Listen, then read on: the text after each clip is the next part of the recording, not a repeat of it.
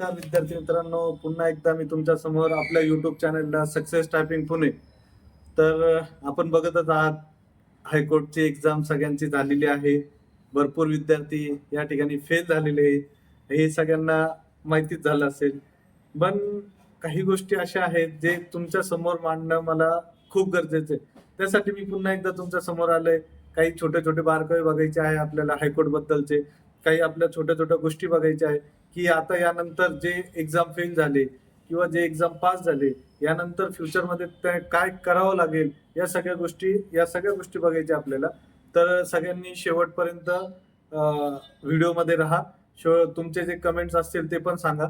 मी काल एक व्हिडिओ टाकला होता सेंटरवरून, की 2 शिफ्टमध्ये एक्झाम कशी झाली, त्या एक्झाममध्ये काय-काय मुलांना प्रॉब्लेम्स आले, त्या प्रॉब्लेम्सला मुलांनी कसं फेस केलं, काही ठिकाणी काय-काय होतं, या सगळ्या गोष्टी टाकल्या होत्या. खूप लोकांनी कमेंट टाकल्या.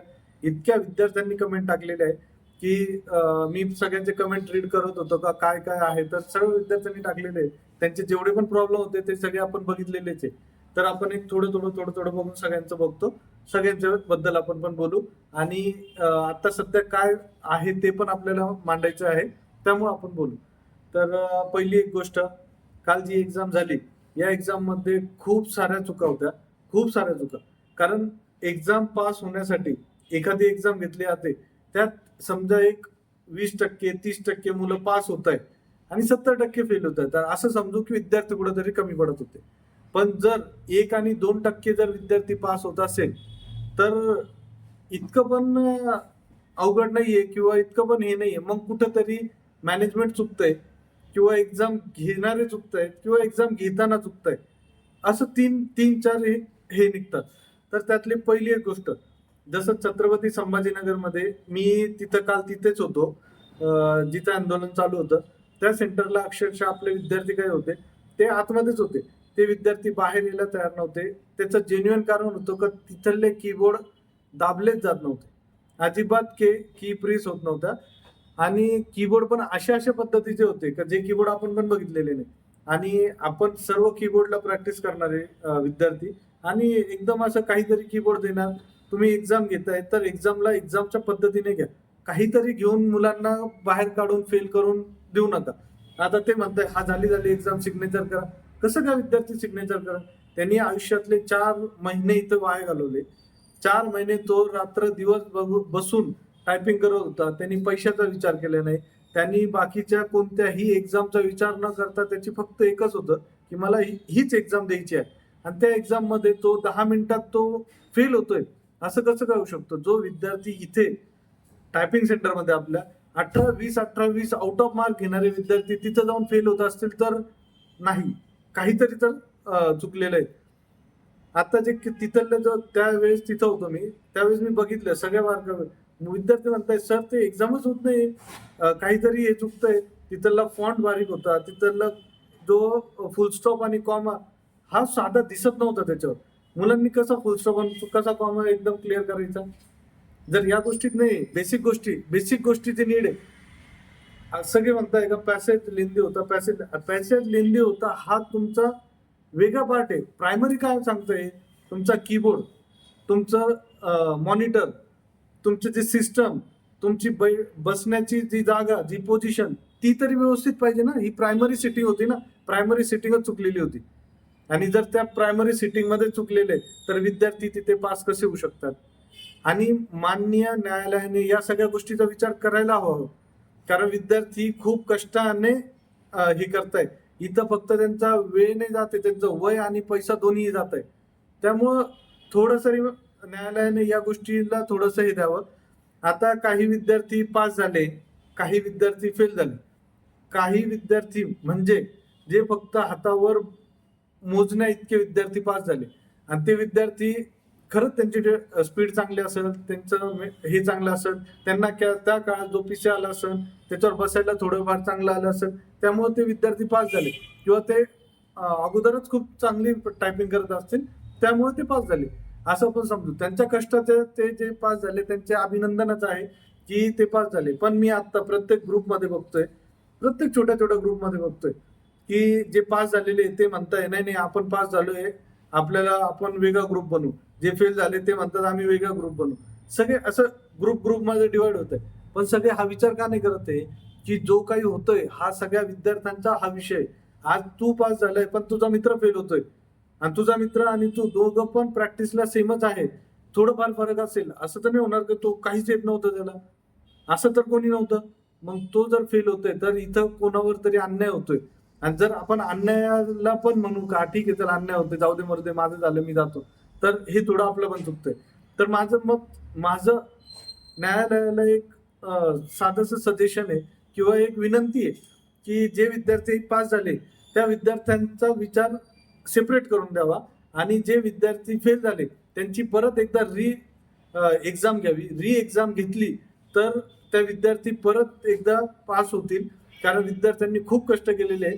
आणि फक्त न्यायालयात त्यांना जॉबसाठी त्यांनी इतके कष्ट केलेले जे मी स्वतः बघितलेले. मी इथं रोज 100-150 विद्यार्थ्यांना रोज भेटतो.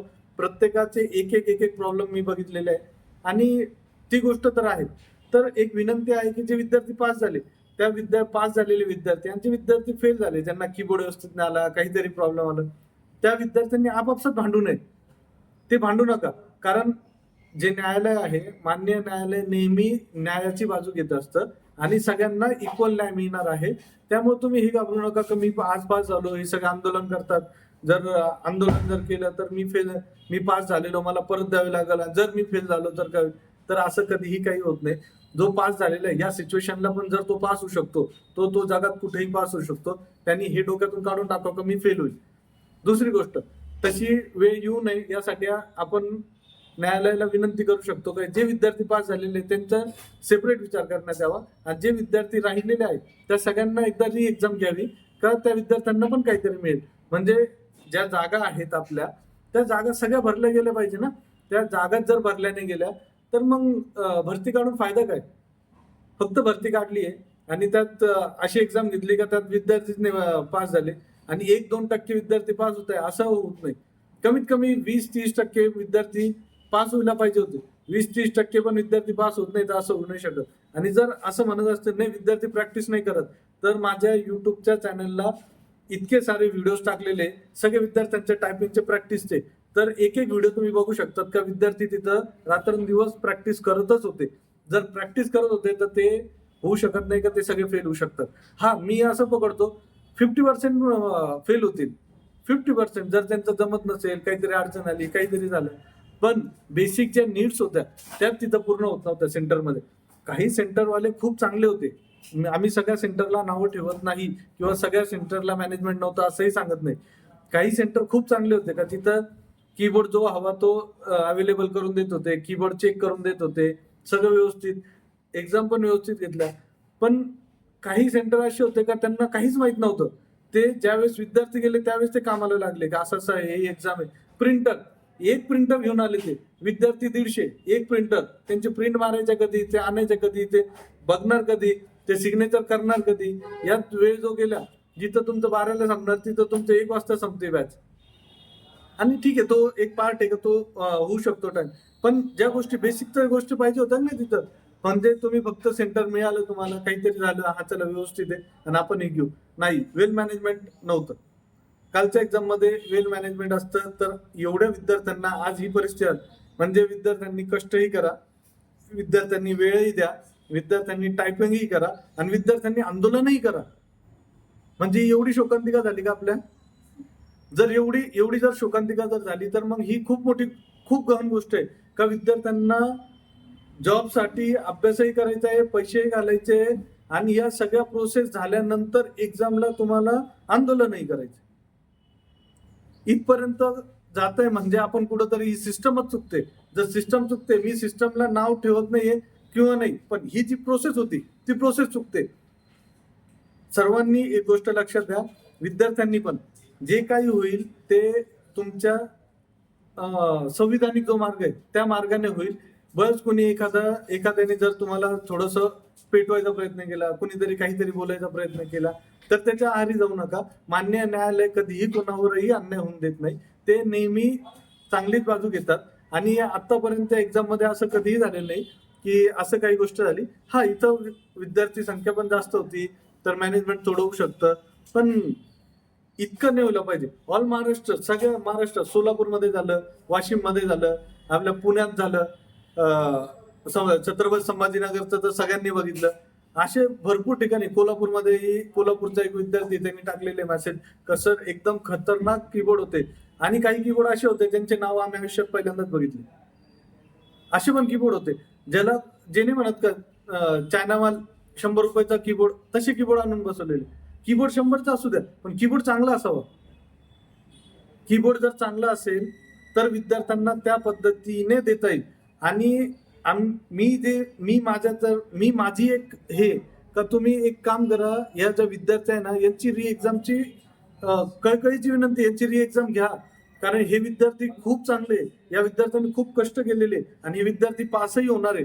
आणि या विद्यार्थ्यांची टायपिंगही चांगली.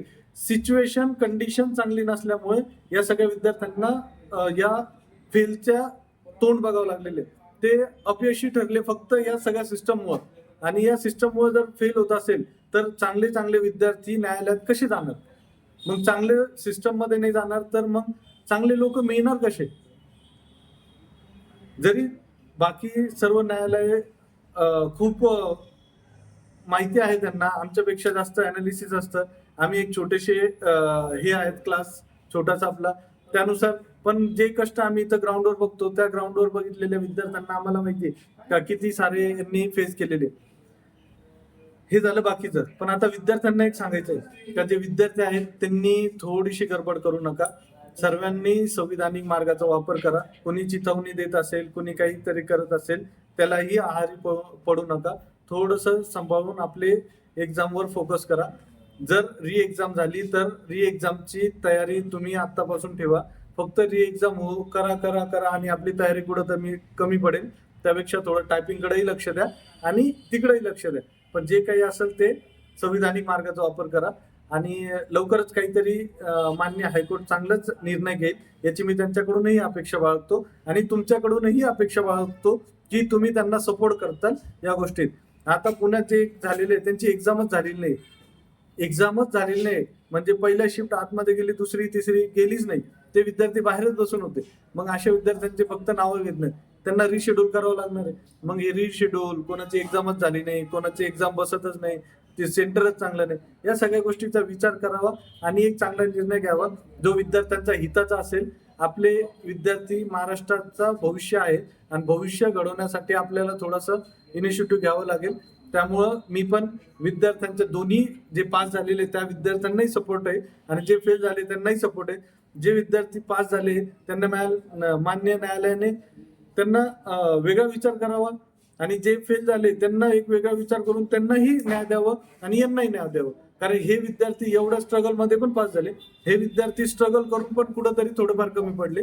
मग दोन्ही विद्यार्थी सेमच आहे आपल्यासाठी.